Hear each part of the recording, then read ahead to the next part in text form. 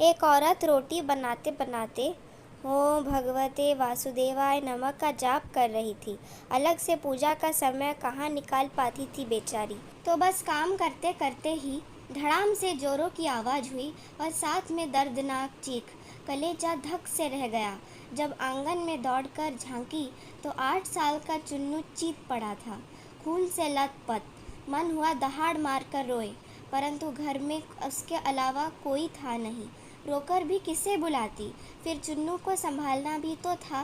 दौड़कर नीचे गई तो देखा चुन्नू आधी बेहोशी में माँ माँ की रट लगाए हुए है। अंदर की ममता न आंखों से निकलकर अपनी मौजूदगी का एहसास करवाया। फिर 10 दिन पहले करवाए अपेंडिक्स के ऑपरेशन के बावजूद न जाने कहाँ से इतनी शक्ति आ गई कि चुन्नू को गोद में उठाकर पड़ोस के नर्सिंग होम की ओर दौड़ी। रास्ते भर भगवान को जी भर कर कोसती रही, बड़बड़ाती रही, हे कन्हैया, क्या बिगाड़ा था मैंने तुम्हारा जो मेरे ही बच्चे को। खैर, डॉक्टर साहब मिल गए और समय पर इलाज होने पर चुन्नू बिल्कुल ठीक हो गया। चोटें गहरी नहीं थी, ऊपरी थी, तो कोई खास परेशानी नहीं हुई। रात को घर पर जब सब टीवी देख रहे थे तब उस औरत का मन बेचैन था। भगवान से विरति होने लगी थी। एक माँ की ममता प्रभुसत्ता को चुनौती दे रही थी। उसके दिमाग में दिन की सारी घटना चलचित्र की तरह चलने लगी। कैसे चुन्नू आंगन में गिरा, कल ही तो पुराने पाइप का टुकड़ा आंगन से हटवाया है, ठीक उसी जगह था जहाँ चिंटू गिरा पड़ा था।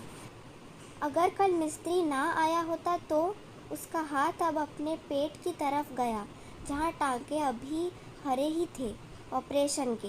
आश्चर्य हुआ कि उसने 20-22 किलो के चुन्नू को उठाया कैसे। कैसे वो आधा किलोमीटर तक दौड़ती चली गई। फूल सा हल्का लग रहा था चुन्नू। वैसे तो वो कपड़ों की बाल्टी तक छत पर नहीं ले जा पाती। फिर उसे ख्याल आया कि डॉक्टर साहब तो 2 बजे तक ही रहते हैं और जब वो पहुंची तो 3:30 बज रहे थे। उसके जाते ही तुरंत इलाज हुआ, मानो किसी ने उन्हें रोक रखा था। उसका सर प्रभु चरणों में श्रद्धा से झुक गया।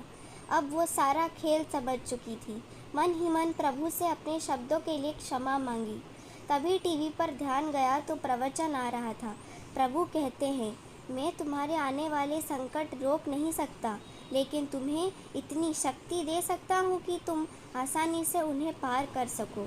तुम्हारी राह आसान कर सकता हूँ, बस धर्म के मार्ग पर चलते रहो। उस औरत ने घर के मंदिर में झांक कर देखा, कन्हैया मुस्कुरा रहे थे। जय श्री कृष्ण, राधे राधे।